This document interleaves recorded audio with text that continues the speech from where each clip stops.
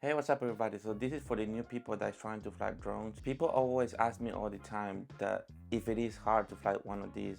And not, honestly, it's not.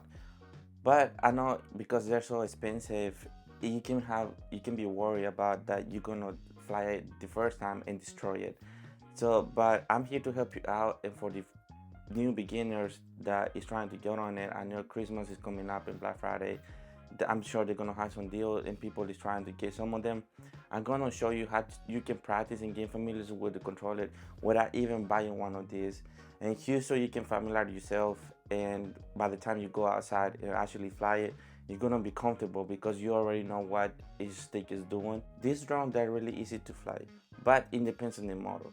So now if we're talking about FPV, the first person view, um, that is I want to recommend. I mean, you can practice with the same app, but I want to suggest doing it, which is with the phone. You actually need the remote, so you can actually practice and take control and feel for it. But this one and this one, the Mini and the Mavic 3, you can either Mavic, either the first one or the second one, or the Air. It's pretty much all of these. They're the same ones. They're the same concept. Except this one is normal the same way. You control it the same way. Now, when you put it into FPV, everything changes about this. We're not gonna talk too much about this one because this is like a different video. This is more for like beginners. I feel like everybody is gonna go toward more towards the Mini because it's smaller and it's cheaper. But I'm here to tell you that yes, it depends on what you go for. If it is just for fun, just for like family vacation, they're probably gonna use it for like once a year or twice a year. And yeah, probably the Mini is a good drone. It's small, you can put it in your backpack. It's really good. The only problems that I have so far is that the strong wings is not really good. I mean, it still stay control of it, but I can tell the difference between flying the big one and against the small one. But if you be okay, don't let me get you scared. But you'll be okay flying it for the first time, getting out there, even if it is a little windy. The Mavic 3 is a lot easier to fly and is expensive. So the drones, the more expensive they are, the camera it does get better, but they actually put more stuff for you to prevent to crash it. So in a way, the more money you pay, the more safety features it's gonna have. Just like a car, some of the newer cars, the more money you have, it has like collision sensors and all these things that you don't need. So the same thing. So for example, the Mavic 3, it has cameras up, down, backwards, and forward. So it can pretty much detect any obstacles. So you pretty much had to be like wanted to crash it in order for you to crash this.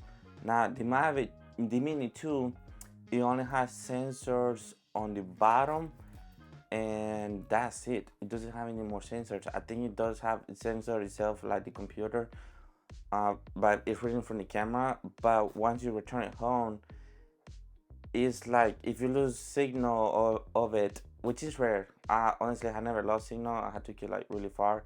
So that's if it does happen to you, it's something weird happen because I don't think it really will happen. But if it does happen, then it pretty much the drone flying itself blind. Compared to this one is using all the sensors. So if you see a tree like it's going behind, in front of it, it's gonna go around it, or it's gonna either go low or it's gonna go higher. So the computer itself is gonna decide what to do with it. So now this one, if it sees a tree, it's gonna go straight to it, or especially backwards or anything like that. So that's when it comes to the price. That's why if you have the money, don't be scared to spend more on the expensive drone and more fancy. You're not gonna just get a better camera, but you're gonna get better features like the follow me. You don't have to worry about hitting something. I know the Mini 3, it has some of these features, but that's why it's more expensive than the Mini 2. So whenever you're looking into buying something, looking what is it is worth it to you. But like I said, these drones, once you hook to the GPS, it can pretty much be standing still. The winds can be strong. You're gonna see it moving like that, but it's gonna stay still, so you don't have to worry that the wind is gonna take it away, and you won't be able to control it.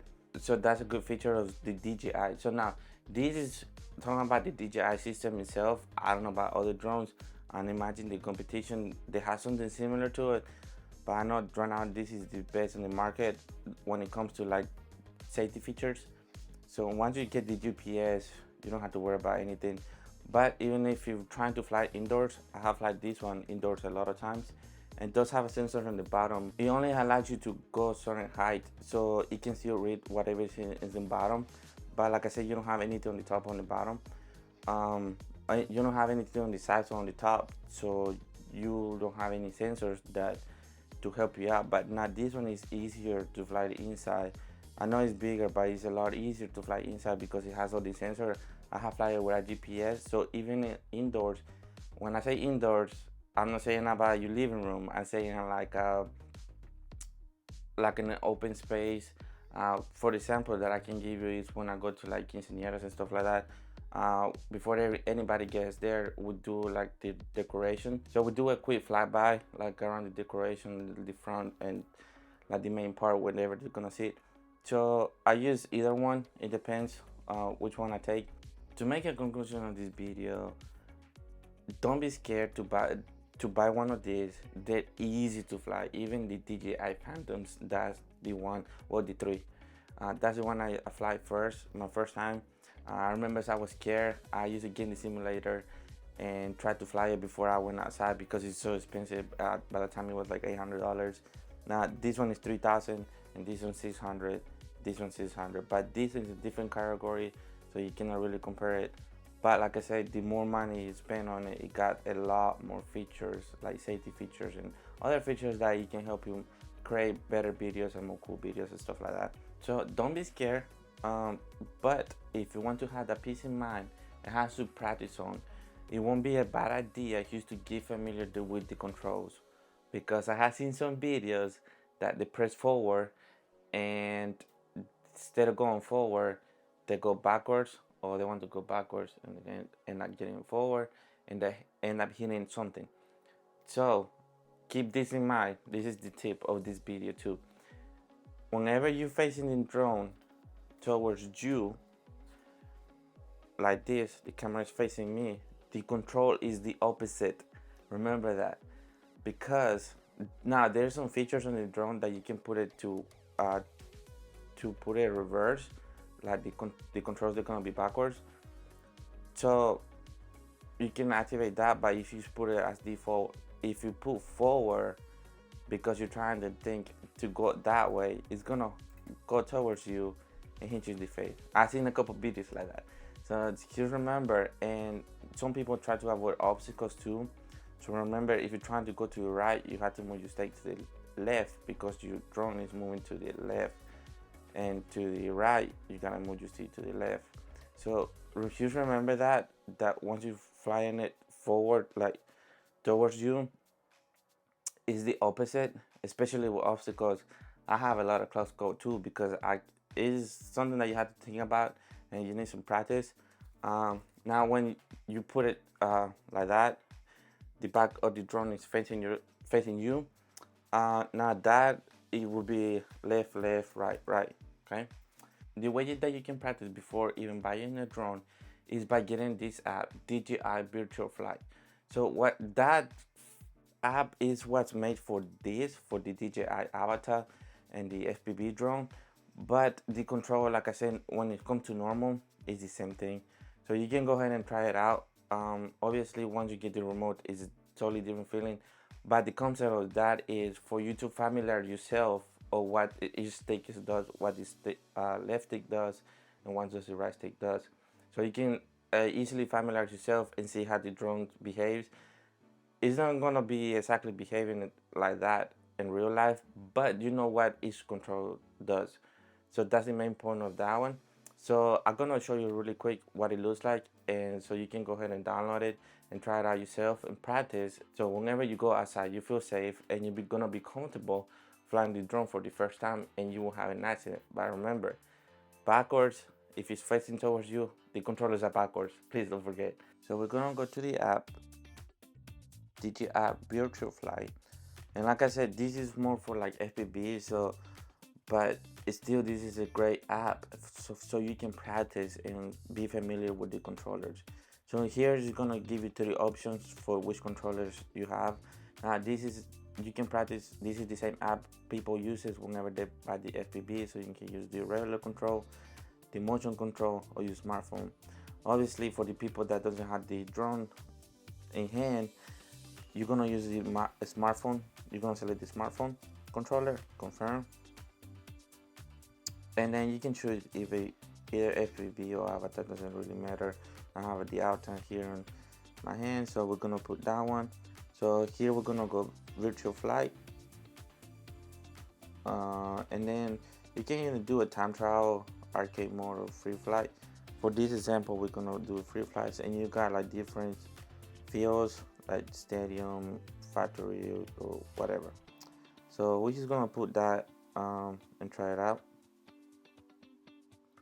So here on the middle of the screen, you can see that it's pretty much your controllers, and on the bottom of the screen you can see that the controller pretty much moves as your fingers. So it's pretty good, trying to make you feel like you actually hold the control. So even in real life, the way you start your drone is to push both of them inner towards the corner, like it's sending you in here, or you can push it toward the outside, both of them at the same time, and it's going to start the motors. I'm going to push both of them inner, and now we're going to fly up. As you can see here, the 2 little squares pretty much letting you know where is your finger, so that's pretty good to keep track of how much force you put in there, like the pressure of the control or the stick. So that can pretty much give you a good idea of what the drone, how the drone is gonna behave. Like I said, real life is a little different, but it's close enough for you to be familiar to it. Couple hours this, and you're gonna be like professional flying one of either the Mini or the Mavic. So as you can see, the left stick, what it does is down, up, and the jaw is like, it tells the drone, so it doesn't move it, it just move the cameras either to the right. You see that's like really fast, and that to the left, or you can slow it down by putting less pressure on it. You can see on the bottom square, it tells you how much pressure I'm putting on it. Obviously if I put it all the way down, all the way to the left, it's gonna go like really fast. So that's how the control behaves. Now the one on the right, if you move it forward, it's gonna go forward. So you can see forward, back, it moves the whole drone. And then if I move it to the left, the whole drone is gonna move. Now the difference between the one on the right and the left is when I do the left, the drone stays in the same position. So if I try to look to the left, the drone is staying in the same position, but it's just moving the camera. Now if I move the one on the right stick, and if I try to look to the left, it's not really gonna tilt to the left, it's gonna move the whole drone to the left, as you can see how it's moving. Real life is not gonna tilt that much. This is tilting a lot like that because, like I said, this is a FPV simulator, so the FPV drone behaves different. The other one is gonna be more like this, like a little bit of tilt.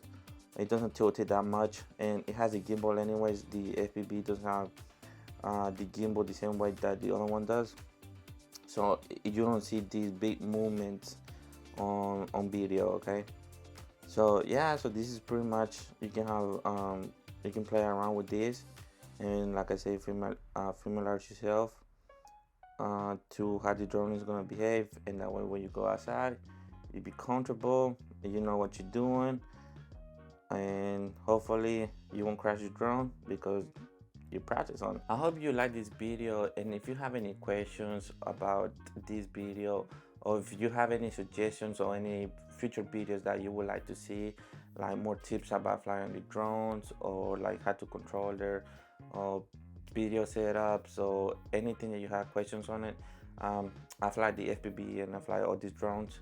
I've been flying for 18 years probably. I've been flying since the Phantom 3, so it's been a long time.